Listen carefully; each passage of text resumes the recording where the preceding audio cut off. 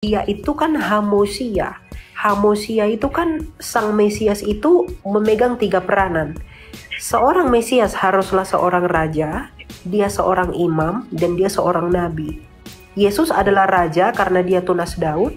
Yesus adalah imam dari jalur Melkisedek, dan dia adalah nabi tipologi Musa sang pembebas. Isa yang di pikiranmu itu dari kitab suci siapa? Kalau dari kitab Yesus anak Maryam, Yesus bukan anak Maryam, Yesus itu anaknya Maria. Maria dan Maryam itu tidak sama. Kalau Maryam dengan Maria itu sama, lalu kenapa? Oh, perbedaan Adventis juga dengan baptisan. Firmanmu atau rohmu? Tentu semuanya. Satu pribadi kamu. Maka kalau kamu bertanya apakah Roh Kudus adalah Tuhan? Pasti. Kenapa? Karena Allah yang esa yakni Sang Bapa adalah Tuhan, maka rohnya Bapa pastilah Tuhan.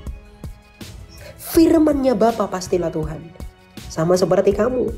Kalau kamu saya beri gelar sebagai manajer, atau saya anggap kamu sebagai raja, yang raja itu pastilah keseluruhan dari kamu. Tubuhmu pasti raja. Firman pikiranmu pasti raja. Dan rohmu pastilah raja. Dan hakikatnya satu, yaitu manusia. Tidak ada 3 manusia, hanya ada 1 manusia. Maka tidak ada 3 Allah, hanya ada 1 Allah. Gitu. Jadi kalau kamu tanya apakah Roh Kudus adalah Tuhan? Tentu Tuhan. Apa yang membuat dia Tuhan? Karena dia adalah rohnya Tuhan, yaitu Sang Bapa. Tapi Sang Bapa itu menyatakan ketuhanannya yang tidak terlihat itu menjadi terlihat melalui firman-Nya yang menjadi manusia ke dunia ini. Ya, katakanlah aku tidak kenal kamu, aku tidak tahu kamu siapa. Coba kamu tadi, kalau kamu tadi off cam tidak on cam, saya nggak tahu mungkin bentukmu seperti apa. Tapi saya bisa tahu kamu itu melalui firman-Mu yang menjadi suara bagi saya.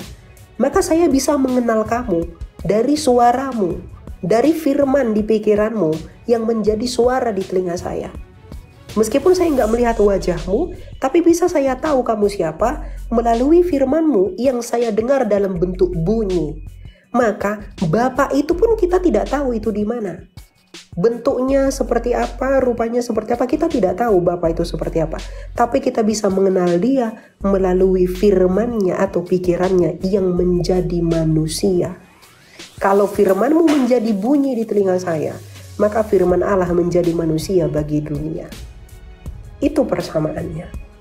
Jadi Roh Kudus adalah Tuhan karena dia rohnya Allah yang adalah Tuhan. Gitu ya. Ngerti. Gitu. Ada satu enggak? Bagaimana? Isa itu Yesus. Apakah Isa Yesus? Isa itu adalah Yesus, tetapi Nabi Isa itu bukan Yesus. Iya. Karena banyak ku dengar bilang itu beda. Tapi kan jadi perbedaan ini tergantung agamanya masing-masing. Kalau di agama Muslim ke Kristen kan ada juga Nabi Isa kan. Tapi kalau itu beda. Tapi kalau banyak juga orang Kristen ini membilang kalau kalau Isa ke Yesus itu beda. Padahal di Alkitab sering ku jumpain kalau Isa itu adalah Yesus.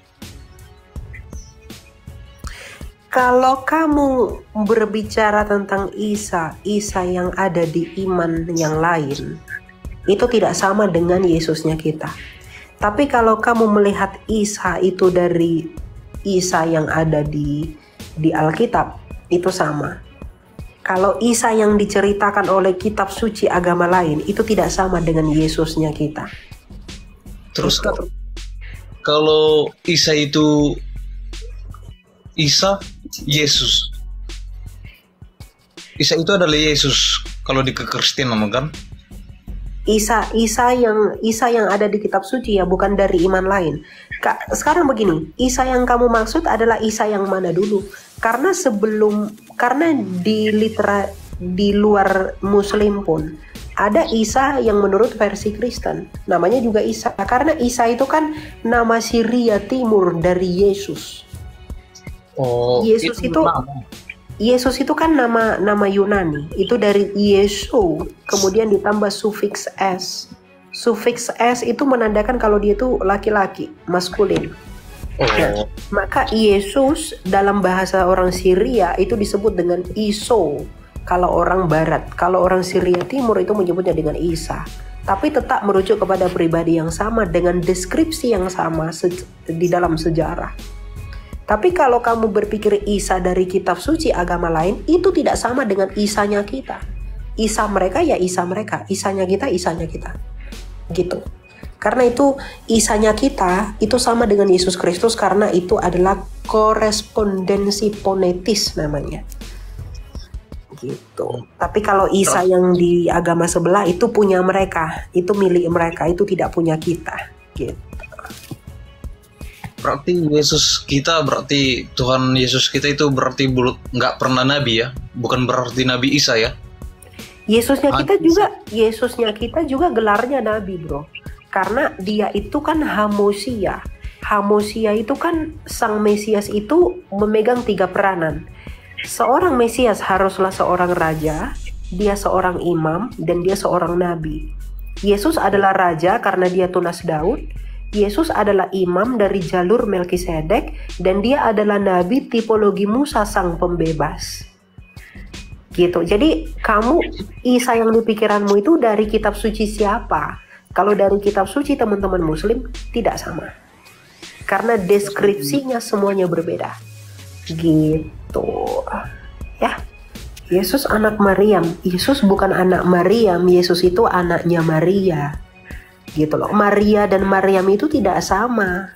Kalau Maryam dengan Maria itu sama, lalu kenapa nama salah satu budak di iman mereka itu namanya adalah Maria Kiptiah, bukan Maryam Kiptiah? Kenapa begitu? Kalau memang Maryam dan Maria itu sama, kenapa yang di sana itu tidak menjadi Maryam Kiptiah, tetapi Maria Kiptiah? Gitu.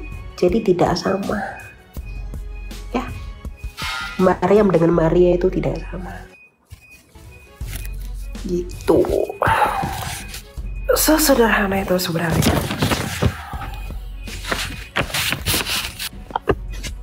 Oh, perbedaan Adventis juga dengan baptisan. Baptisan yang menurut orang kalau pindah denom itu harus dibaptis kembali. Coba bantu jelaskan. Jadi yang kamu tanya pertama ini apa dulu deh? Yang pertanyaan pertama soal perbedaan denominasi Advent dengan kekristenan yang di arus kuat sama dengan kita, dan yang kedua itu ketika kita pindah denominasi lain, apakah kita harus dibaptis kembali? Nah, mohon penjelasannya. Ya, Adventisme itu kan gereja Masehi hari ke-7 ya. Nah, mereka Advent ini kan baru lahir di abad ke-20. Itu dari seorang yang mereka anggap sebagai nabiah, namanya Ellen G. White dari Amerika Serikat. Jadi Advent itu adalah aliran paling baru. Itu di abad ke-20. Nah, ya apa perbedaan mereka dengan kita? Ya tentu sahabat mereka masih mengikuti sahabat Yahudi. Yaitu hari Sabtu ya. Dan mereka tidak ikut di dalam persekutuan kekristenan purba untuk merayakan kemenangan Kristus pada hari Minggu. Jadi orang Advent ini tidak merayakan dan tidak menghayati kemenangan Tuhan Yesus pada hari Minggu. Makanya mereka menganggap orang Kristen yang merayakan hari Minggu itu melanggar Sabat ya. Padahal sebenarnya ya mereka saja yang tidak mengerti makna Sabat itu sebenarnya apa. Begitu. Itu kalau Advent. Jadi tanggapan saya ya biasa saja sih. Kalau mereka mau ibadah Sabatnya kapanpun ya terserah, karena setiap hari adalah harinya bagi Tuhan. Karena kita kan di dalam Kolose kan dikatakan begini, janganlah mau kamu dihukum tentang makanan minuman, hari raya ataupun hari Sabat. Jadi kita kalau mau kamu ibadahnya Sabtu kek, Minggu, Jumat, Senin, Selasa, silakan doing it. Jangan hakimi kita yang beribadah pada hari Minggu, maka kita pun tidak akan menghakimi kamu yang hari Sabtu. begitu. Tapi kan kadang orang-orang yang begitu tuh banyak yang merasa paling benar bahwa kita itu satu paling oke, paling kitab suci dan segala macam, padahal mereka lupa Mazmur 147 bahwa hukum itu hanyalah bagi bangsa Israel mengenai ketentuan Sabat dan miswatnya Taurat. Tapi nggak apa-apa, yang namanya juga penafsiran ya penafsiran mereka saja. Tapi kita Kristen yang beribadah pada hari Minggu itu lebih setia kepada ajaran para rasul di gereja mula-mula. Nah, itu mengenai Advent ya. Kemudian mengenai baptisan, ada yang pindah denominasi kemudian baptis ulang. Sebenarnya kalau kita melihat di dalam kitab suci tradisi para rasul, ada namanya kitab Didake ya. Di dalam Didake bagian ke-7 itu dijelaskan mengenai baptisan yang diterima. Itu ada 3 metode. Ada baptisan percik, ada baptisan selam, ada baptisan tuang. Jadi percik, selam ataupun tuang itu sama-sama diterima di dalam Didake itu. Didake 7. Ya. Jadi mau kita baptisnya percik, mau baptisnya selam, mau baptisnya tuang, selama di dalam satu nama, yaitu nama Bapa, Anak dan Roh Kudus, itu diterima sebagai meterai dari Allah sesuai dengan mandat Tuhan Yesus. Nah, lalu ketika kita mau pindah denominasi, kenapa sih kita harus dibaptis ulang? Ya, itu karena memang gereja-gereja yang seperti itu adalah gereja-gereja yang tidak mengakui baptisan selain daripada selam. Ya, itu kan urusan mereka lah begitu. Tapi yang kuncinya kan ada di kita. Kita pindah itu kenapa? Gitu. Apakah kita pindah karena hal-hal yang lahiriah atau mungkin hal-hal yang rohaniah? Begitu. Jadi baptisan itu sah di dalam 3 metode, baik percik, selam ataupun tuang. Begitu. Kalau gereja tertentu mewajibkan harus selam, ya itu kan pertimbangan mereka saja. Begitu. Oke Kak, begitu saja. Makasih ya. Iya. Ada lagi yang mau kamu tanya? Itu aja? Udah, Cek. Oke, thank you. Gini loh, saya kan punya saudara. Jadi dia memang kami ini kan semua dari Kristiani deh. Nah, terus dia menikah dengan suaminya yang non Nasrani, non Kristen lah gitu ya. Kita itu bukan Nasrani ya, Bu.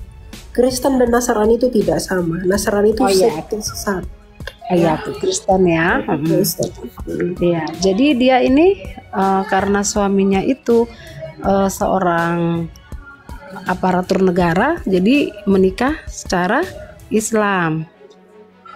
Jadi setelah mereka berumah tangga kurang lebih dia 15 tahun ya, kami tadi 15 tahun, tapi dia tidak mau mengikuti ajaran agamanya yang Muslim yang dia mualaf itu. Dia tetap bertegang teguh dengan pendirian dia ke Kristen gitu loh. Nanti anak-anaknya diajak diam-diam. Terus nanti dia juga berdoa, dia takut, dia bilang sama saya takut Kak kalau berdoa ada suami saya, tapi saya nggak mau gitu. Nah terus sampai kapan kalau seperti ini ke rumah tangga kamu, anak kamu juga nggak punya pendirian, nanti anak kamu sholat diajak suaminya ikut sholat kan gitu, nanti ke gereja kamu lagi pulang ke rumah orang tua kamu ajak ke gereja kan gitu. Terus maaf ya, kalau lagi makan B2 kamu kasih anak kamu kan gitu. Nah jadi sekarang inti gimana? Terus saya mau bertanya, dia bilang saya mau cerai gitulah, saya nggak bisa sejalan gitu. Iya, kalaupun kamu mau cerai dasarnya apa? Tapi suaminya baik gitu loh, De Elia, baik sekali suaminya. Contohnya dia toleransi tinggi juga suaminya gitu. Cuma adik saya ini tidak mau dia mengikuti agama suaminya, jadi dia mau minta bercerai. Nah terus suaminya ini ceritalah sama kami kumpul keluarga, ini kayak mana kau adiknya kakak terus anaknya mama ini minta cerai. Saya nggak pernah jahat, saya tidak pernah KDRT, saya tidak pernah pokoknya membuat dia sakit hati semenjak dia saya pinang gitu kan. Apalagi saya menyuruh dia untuk sholat juga saya tidak pernah. Saya menyuruh itu terserah, tapi ya tolonglah, apa salah saya gitu. Cuma dia mau bilang saya nggak sejalan sama kamu, saya minta cerai karena agama, dia nggak berani gitu loh, De Ilya. Makanya tuh solusinya kayak mana coba?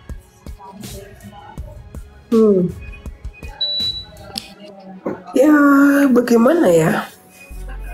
Begini, pengakuan barang siapa yang menyangkal anak manusia di hadapan manusia, maka dia akan menyangkalnya di hadapan Bapaknya. Kalau kita memang mau mengaku kepada Kristus sebagai Tuhan dan Juru Selamat, percaya itu artinya kita mempercayakan diri. Kita datang kepada Tuhan, kita mengaku percaya sama Dia, maka kita melakukan apa yang Tuhan perintahkan. Nah, di posisi seperti itu tentu sulit. Tapi apapun katanya, secara mutlak dia harus kembali kepada Kristus, bergabung dalam persekutuan orang-orang yang kudus. Hak itu harus kembali. Ya. Kalau dikatakan itu bercerai, mereka tidak di dalam sebuah ikatan yang dikuduskan di dalam nama Bapa, Putra, dan Roh Kudus. Mereka di luar karena mereka tidak diberkati gereja. Mereka menikah dengan mengatasnamakan ilah lain. Dan yang seperti itu perlu dikuduskan. Saya tidak mengatakan perceraian ya, saya tidak mengatakan itu. Tapi kalaupun mereka pisah, tidak ada kata perceraian. Karena pernikahan belum terjadi di mata Allah. Karena itu ilah-ilah lain. Bukan Allahnya Abraham, Ishak, dan Yakub, atau mungkin Allah Tritunggal. Nah, apa solusinya kalau memang hatinya datang kepada Tuhan, dia membawa anaknya dengan sungguh-sungguh? Perlahan-lahan kamu harus mulai berani mendeklarasikan diri. Dan yang kedua, kamu harus kalau bisa ajak suaminya untuk datang kepada Tuhan, diinjili dengan baik-baik. Siapa tahu memang Tuhan izinkan beliau masuk di dalam kondisi itu adalah Tuhan mau istrinya ini memenangkan jiwa suaminya bagi Allah. Jadi semua itu harus diresponi dengan dasar kedaulatan Allah yang menguasai hidup kita. Jadi diresponi dengan baik. Jangan seperti orang yang merasa tersiksa di dalam iman. Jangan berpikir bahwa bagaimana yang saya lakukan, kamu harus siap memikul salibmu.